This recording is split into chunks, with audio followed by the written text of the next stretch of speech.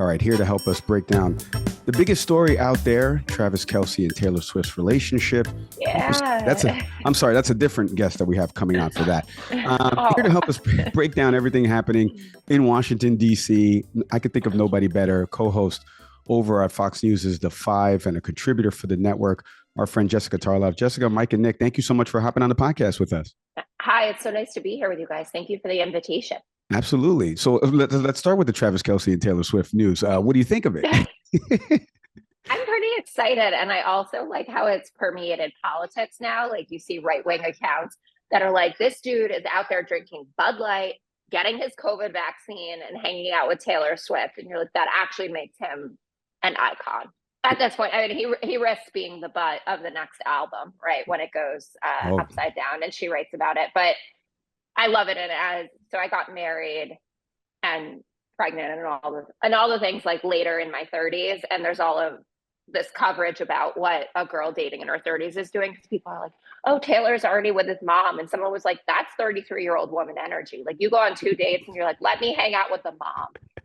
I'm getting in there. That's really that's really funny. And by the way, I have no segue or transition to ask you Senator Bob Menendez getting indicted by the SDNY. But this is why we have you on the show, because you are perfect at crossover topics. And a lot of the stuff you guys talk about on the Five would be something in this realm.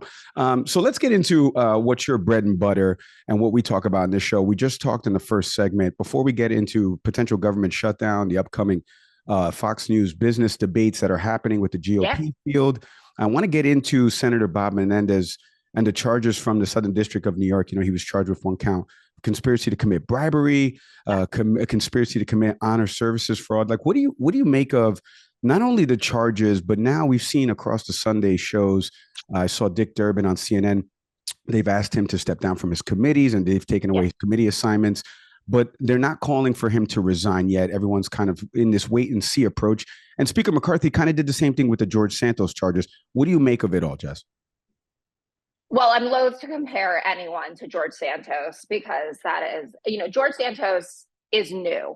Like that's the nicest thing I can say about him, right? Bob Menendez has decades of experience in service and part of the Democratic Party. I do think that all the chips are about to fall, though. So John Fetterman is the only sitting Democratic senator thus far that has called for him to resign. There are a number of Congress people, though, and powerful ones, including Adam Schiff, Elisa Slotkin, Katie Porter, and Governor Murphy, his home state governor, has done it. And Andy Kim is already launching his bid to run against him in 2024, which I think Andy Kim wanted to do anyway. And so it was just exciting that Menendez had gold bars in his underpants or whatever, and he got the opportunity to do that. I think that this is a wildly serious case. And we're kind of primed for seeing things like this, honestly, from watching the Trump indictments, not the Stormy Daniels one, but once we got into the Mar-a-Lago documents, the January 6th stuff, and you started to see the elements, you know how serious these people are. And that they don't come out and do something like that unless they kind of have someone dead to rights.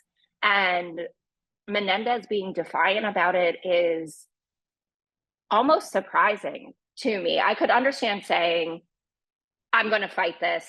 This is wrong, et cetera, but I need to step away because this is a complete distraction. You're heading into an election year with a vulnerable president, one who I think has accomplished beyond expectations, and even the most left-wing members of the media and of the party have admitted as such, like the AOCs and the Mehdi Hassans of the world, right, have said this guy really did surprise us. But it's going to be a close election no matter what. And you want this as a sideshow to what's going on, that you are alleged to have sold state secrets to the Egyptians and are skimming off the top to the tune of hundreds of thousands of dollars. It feels really wrong for him to carry on. And I imagine there will be a moment this week where it goes beyond Fetterman. I think, it's an interesting thing. Like Senator Gillibrand, first one out there with Al Franken, right? Al Franken's got to go, and then suddenly 25 senators doing it. Where is she on something like this? If you were really upset about a photo where someone's not even actually touching someone's boobs, seems like this is a reason that he shouldn't be able to serve at this particular moment. Jessica, you use the V word for the sitting president. Was that? Oh, vulnerable. I was like, which V word did I use? Okay, yeah, I did. That's great. Okay. So as you just put that out there, I'm just going to just jump off that because, we saw recent polling, the ABC News, Washington Post poll about, 44% of Americans, feel the economy they're worse off financially, despite, economist Paul Krugman mentioning that, well, that's not necessarily the case. I mean, the economy's in better shape. But that all being said, disapproval ratings are going up in general, at least from polling data.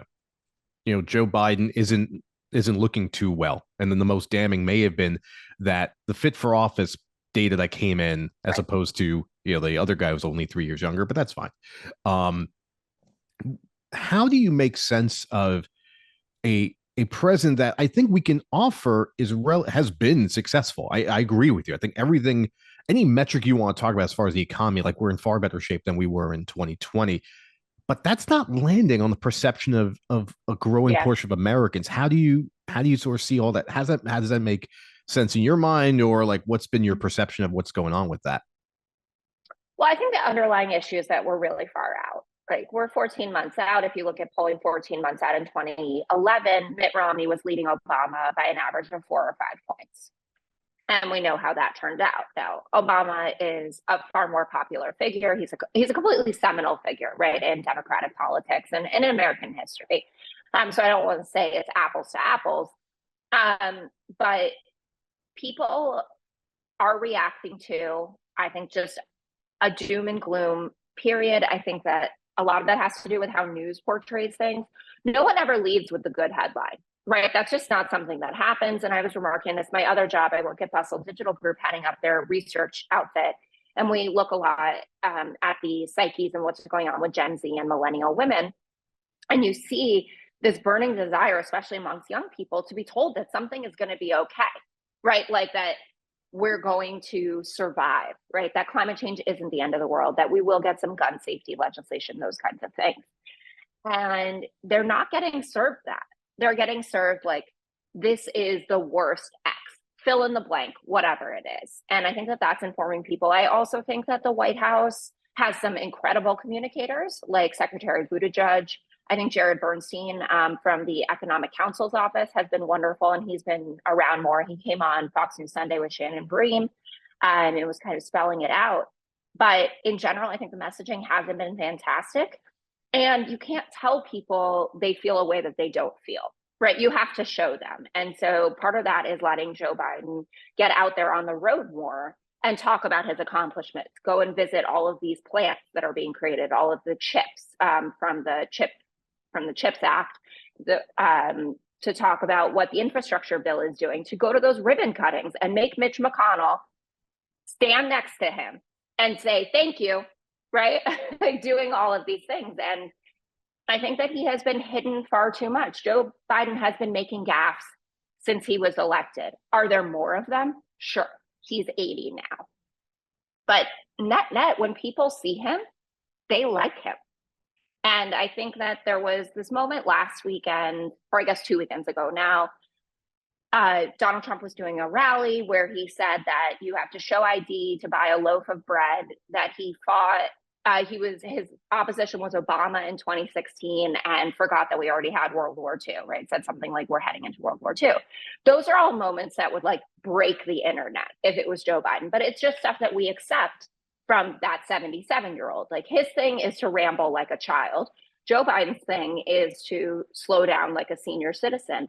And I think that that is honestly what's hurting him the most, that his age is manifesting himself in a more traditional way that we're familiar with from grandparents or people in our lives.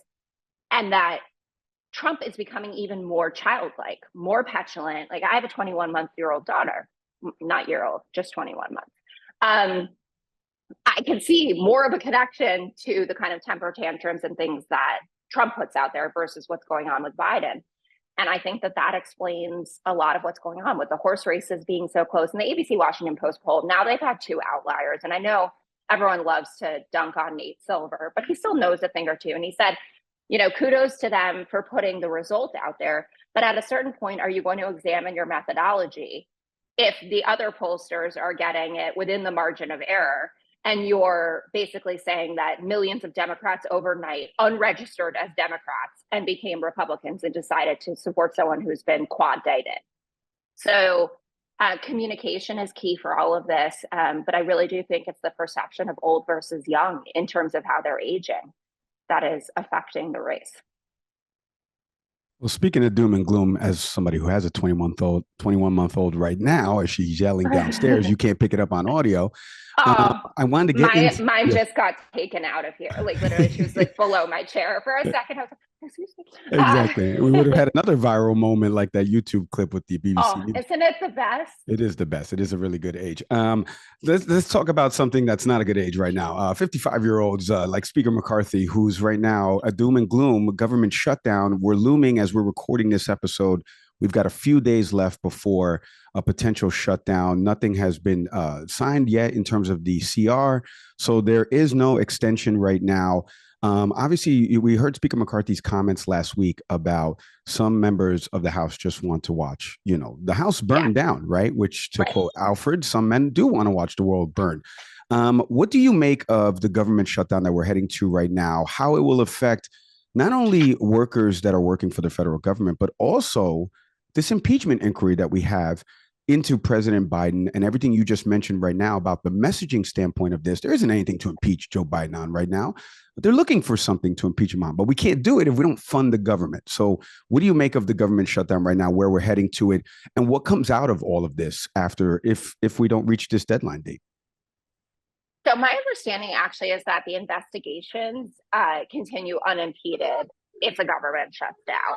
In terms of how the funding works. And I know that that's something that like the Jim Jordans and the Jim Comers of the world are paying attention to. And it seems like a pretty silly one. And I'm not saying that there's ever a reason to shut down the government, but the things that they're fighting about, and it's part of the nature of what the Republican caucus looks like now. And you saw that with Speaker McCarthy, I think it was like 13 votes, maybe that it took for him to get elected. He had to make a lot of deals with a lot of people with very disparate ideologies. And it is, I think, a big advantage that Nancy Pelosi had, and a lot due to her hard work, that the Democratic caucus, despite having people who do see the world very differently, we always stayed in line, right? It was like, you get it out, you say what you need to say, but we're going to come back to the fact that we're Democrats and we believe in certain things fundamentally. Republicans don't. And so I expect that they will have the shutdown. There were a bunch of them that were on, doing their cable news hits over the weekend and said, yes, of course it's coming. And then I don't know, maybe it was Dan Bishop, but one of the Republican congressmen was giving an interview and he said, we always get blamed every time we shut down the government. It's like, yeah, you always get because you do it. We will fund, even if it is a 30-day continuing resolution, we will do anything to make sure that there aren't thousands of government employees who are going home without a paycheck.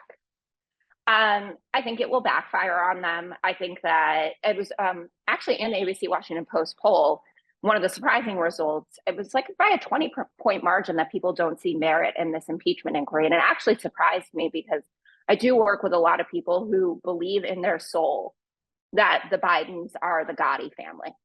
Like that it is a mafia empire over there, and there are diamonds, and there are, things that make your head spin. It's like an Ocean's 15 movie or something like that. I don't even know a lot of the examples, but it's not penetrating people, and they're just sitting there saying like, well, what are you for? And that's always what elections are, and that's why Biden needs to get back to that slogan of finish the job.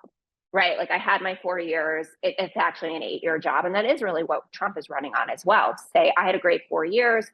COVID messed everything up at the end. I need another 4 years for it. But Republicans, and especially now that a lot of the redistricting has been pulled apart, that they had kind of gerrymandered through, it's not looking great, especially if you add a shutdown to all of this. And then, spending 6 months on an impeachment inquiry that obviously is not going to even make it through the Senate. And I understand Trump was never convicted by the Democratic Senate.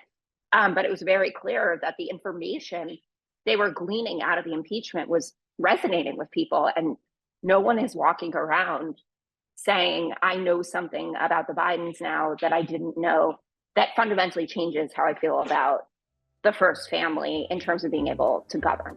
Quick break from our pod to tell you about a new pod at Fresh Roasted Coffee, Envy Pods. So if you go to freshroastedcoffee.com, my partner's shaking his head. That's a good transition. What are you kidding me? It was good. No, I shook my head. I was like, that's brilliant. Thank you. Thank you. Because I saw this picture earlier. I was like, I saw what you're doing. It is pretty good. That's right. So listen, the new Envy Pods over at freshroastedcoffee.com, the official sponsor of Can We Please Talk, environmentally safe, compostable. You can go check these out at freshroastedcoffee.com. When you open up the package, it smells delicious. I'm telling you, you can't smell it on here, but I promise you that when I opened this morning to make my cup of coffee, it was delicious. Head to freshroastedcoffee.com today. Use the promo code CANWEGET20 for 20% off your first order, or hit the link in our show details. Jessica, speaking of Trump, who may not be there this week at debate, when we go I think he's not. Yeah. I think it's like a no. Yeah. Right. It makes no sense for him. As we go into the second debate, full disclosure, I read the transcript as it was coming in. My little one was at an emergency room that day because she and her older sister play together like Itchy and Scratchy. So, I'm just sort of reading all that coming in. Mike's doing a show with Marie and our other friend of the podcast. So, my take from that was just the idea that I don't know. Full disclosure, I don't think anything comes out of Wednesday. Like, it doesn't seem like anyone in the Republican Party has any vision. That's a bias. People can come after me on Twitter all the time, and they do. But Jessica, as we go into the second debate, what seems to be, other than trying to play for second, it seems like. Right. Like, what seems to be the conversation now? Because the first debate seemed to be like Vivek's coming out party. And then, grand opening, grand closing, as we saw from articles and data shortly thereafter. But as we come upon the second debate, like, where do you stand in terms of what you're listening for? Do you think there'll be any particular nuggets that sort of stand out that may shake the current perpetual perception, like the alliteration there, that Trump is going to run away with the nomination? So yes, to the everyone's vying for second place. I think there are a lot of old school Republican dollars that are up for grabs, and that's really what I think that they're vying for. So Tim Scott is sitting there with a $40 million war chest, and he's a crap candidate, right? Like, people thought that he would be a lot better, that he would resonate with a lot more people. And it appeared like from the first debate, my winner was Nikki Haley. Chris Christie has my soul as a New Yorker. Anyway, I have a lot of friends in New Jersey, Democrats, who were okay to vote for him. And I think that the emphasis on being able to govern a blue state is something that we really need at this particular moment, because Democrats are looking, and moderate Republicans and independents, the Joe Biden coalition wants to go to sleep on election night, if it hasn't been called, not having a panic attack, right? And we've kind of forgotten what that feels like. Like, I didn't want Mitt Romney to win in 2012, but I knew that the country wasn't going to explode the next day if he was coming into office, or January 20th. So I think that they're vying for those dollars. Like, if you saw Ken Griffin, who runs Citadel, one of the biggest hedge funds in the country, he had given a lot of money to DeSantis, and he gave an interview with CNBC where he said, I'm not giving. Like, these guys are too extreme. I haven't seen someone that really makes me think you could actually win a general election or govern in a way that I think is acceptable for the widest majority of people. So dollars, I think, matters. The viral moments, right? Because you just want to keep going. The debate after that will be November 8th. And it's not fully focused on the economy, but there will be an economic bent to a lot of the questions. And it'd be nice to see that, because that is still the most important issue to the American public. And you rattled off all those stats about how people think, we're the right track, wrong track, that they're not better off, wages aren't going up, et cetera. So I think that'll be really important. Dana Perino, who co-hosts The Five, and is also the host of America's Newsroom over on Fox, is one of the moderators with Stuart Varney. And Dana has been preparing like mad. She's like the most prepared woman in America for these things. And she has some really great ideas about how we can link together all of these seemingly disparate issues to get a broader vision for America and the future of America that just isn't Joe Biden has done a terrible job. That's really all that I heard, except for really from Nikki Haley at the first debate. it was just all like Joe Biden's crap. And it's like, yeah, everyone there agrees with that. That sure. Like what you got beyond that. And the kind of, I don't know what the right term is for it. Like the unknown is, will Trump be convicted of something by the time that voting begins? And if Jack Smith gets his January 2nd, 2024 date, odds are that he will be convicted of something. Now, I'm not saying he's going to be in jail or what. I have no idea how any of that is going to play out. But if you look at the polling, it's consistent that amongst Republican voters, it's that if he's convicted of something, they're not supporting him. It's one thing to have an indictment out there, the air of guilt, but if a jury finds him guilty, that changes how they feel about it, because it opens all these questions like, how does one govern from prison? Biden is not going to pardon him. Maybe he commutes his sentence on the federal level. That doesn't help him in Georgia, where there are, 19 counts are part of the Georgia indictment, or there are 19 co-defendants. It's like insane that you have to remember all this stuff. Anyway, I think that we're getting to a moment also where there's going to be more opportunity for these candidates to talk about Trump and to talk about the future of the Republican Party, and if there is to be one. And no one can deny that they have electorally suffered as a result of this. And I do wonder how many think, would it have been worth it just to have lost in 2016 and maybe he goes away, or goes away to a certain degree, and then you start anew in 2020, right? Like you have Hillary, who's like 4 years, she'd have COVID too, right? Like that wasn't something that Trump invented. And you run against her and you say, I would have managed this better, X, Y, and Z reasons. And maybe you get in our 2024, that's it. But like the Senate's been gone for years because of him. Congress has a slim majority. He's stealing all of their money. Everyone who sends in money to donate to his funds. Like, wait, you mean the Trump helped. You mean the Trump NFT is not real? I got the coins too, to and the trading cards. Yeah. What are you telling me? Yeah, sorry, I thought that's what I was invited on to talk about. How your girls' 529s are actually going to completely crash. Yeah, it's funny.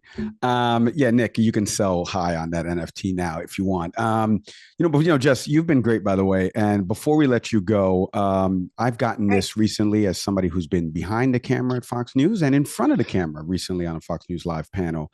I get this a lot where I got a text message from somebody and they said, "Oh, hey, Mr. Fox News," and I was like, "You're not even going to watch the segment?" "No, I'm not, because it's Fox News."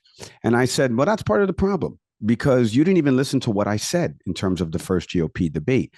As somebody who's on the network regularly, who draws the ire of people across social media platforms, we've had so many different folks on here from different networks. Mehdi Hassan, Jake Tapper have all been on here talking about platforms and the ire they get. You're on the network that has a certain connotation associated with it, specifically in the primetime programming.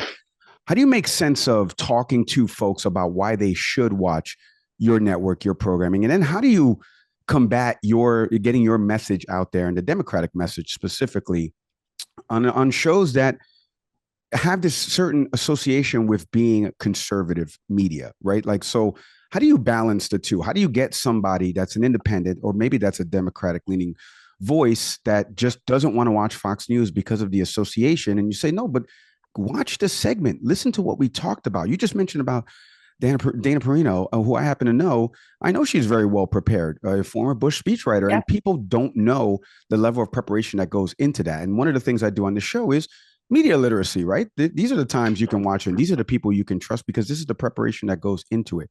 Take us inside a little bit of how Jessica Tarlov gets ready for going on the 5, and then speaks to people out there in her everyday life that are like, why are you on that? Why are you doing this? Yeah, so I like to be prepared. So my background is in academia and research and polling. I take it very seriously. To be numbers based is something that I think is helpful for anybody, but especially for women in this kind of media culture where there's a lot of like, the facts don't care about your feelings, or whatever that Trump shirt said. Well, if you have numbers, it's pretty hard to push back against. And I know you can pull apart a statistic however you want, but I've spent a lot of time preparing to make sure that for every block of the show, and yeah, we do have some fun ones. Like, I'm going to talk about Travis Kelce and Taylor Swift for sure. But that's what America wants, especially at 5 o'clock. And it's a nice roundtable show that way. They always call it in the articles the breezy roundtable show. But the first couple of blocks are serious, right? They're going to be about the government shutdown and impeachment inquiry, et cetera. So for Democrats, being prepared is a huge piece of the puzzle, but also relying on the way that media gets disseminated now. It doesn't have to be like turn on Fox News and sit there all day and watch it, but pay attention to what's circulating.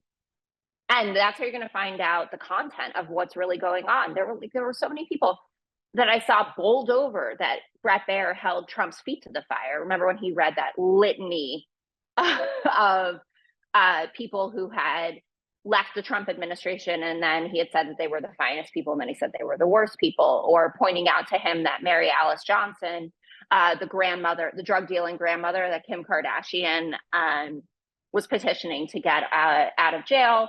And Trump, it was one of his big achievements as part of criminal justice reform that he got her out. And Bret pointed out, I thought very gingerly even, that under his policies, that would never happen, what he was proposing. That's going on all the time. Like Bret is doing that kind of journalism every day at 6 o'clock. You're just choosing not to pay attention to it unless you see a clip from one of the big ones like ACYN or ACYN, however you pronounce it, super nice guy that watches cable news all day, or an Aaron Rupar, what goes up on media. And I think that that's honestly how most Democrats or liberal leaning people have found out about me and what's been going on the 5, and that there's pushback there. We do happen to have the highest viewership of Democrats. So 20% of our viewers are Dems, self-reported, which is pretty cool. And that makes me really happy. But one of the main arguments that I think is most important about why Democrats should show up on Fox is that the Joe Biden coalition doesn't exist without Fox viewers, right? Like this isn't an Obama election where the media ecosystems aren't mixed. The Biden coalition is full of never Trump Republicans, independents, and Democrats. And if you think that never Trump Republicans and independents are watching Nicole Wallace at the same level that they have Fox News on in the background, you're just selling yourself a bridge to nowhere, or whatever the right way to say that is. And I'm not talking about just like the Steve Schmitz of the world. I'm talking about like the normal, like a suburban Georgia voter, right? Like someone that would be really excited if Brian Kemp was running, but is stuck with what's going on now.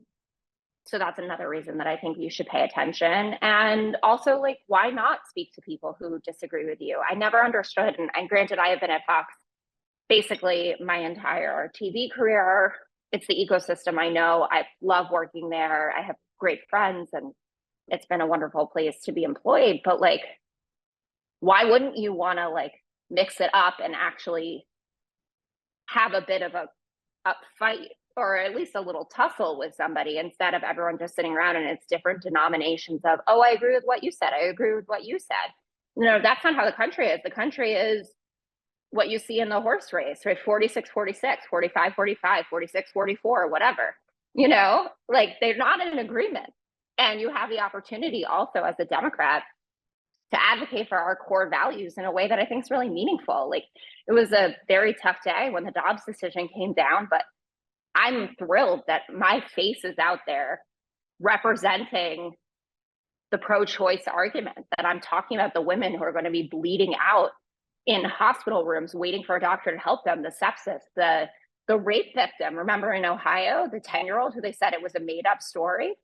And then lo and behold, she's real. And she had to go to Indiana to get reproductive health care. I'm proud to have my face and my voice attached to those kinds of stories. And so that's part of why it's really meaningful for me. And I think that things are different also, that people look at it as if Fox hasn't evolved and that it's exactly the same recipe that it was in 1996 when it was created. And it's not. There are a lot of young faces. There are people like Kat Timpf, who's a libertarian. She's the co-host of Gutfeld, which is the highest rated late night show. And she's out there talking about drug legalization and like making sex work legal and all of these very modern things that Democrats certainly believe in, and people are just dismissive. Oh, well, it's on there, so I can't engage. Why? It's a contest of ideas, not contest of channels, right? You might find something that really speaks to you, or at least you could get excited, right? When Pete Buttigieg does one of his amazing esoteric rants and it's like, well, actually, it's blah, blah, blah, blah, blah. And that's a lot more fun when he's talking to someone who disagrees with him than if he's sitting down and having a conversation with someone who word for word agrees with everything. I got to be honest, floored by the answer, but also as somebody who's got a little bit more juice in this steak, I would say, because we worked there at the network. It isn't the same as when I was there in 04, 05, and 06. Let me tell you something, folks. Set your DVRs, 5 p.m. weekdays. Co-host of The Five, Jessica Tarlov. Can't thank you enough for hopping on the program with us. Continued success to you. Please stay safe. Thank you. I'm sorry that I kept having my glasses are really fogging up today. And I hope you didn't hear my daughter, who was under my chair then about 10 minutes ago, just screaming. And I'm glad that your daughter is okay and out of the ER, and go see yours. Everyone has little daughters. The future is female. It was so great to be with you guys. And I hope that we can talk again. Hey, thanks for watching the Can We Please Talk podcast. Whatever clip you just watched, we hope you enjoyed it. And we hope you stick around for some more. Subscribe to the channel. My partner's over here smashing the button. Come on, do him a favor. So hit subscribe.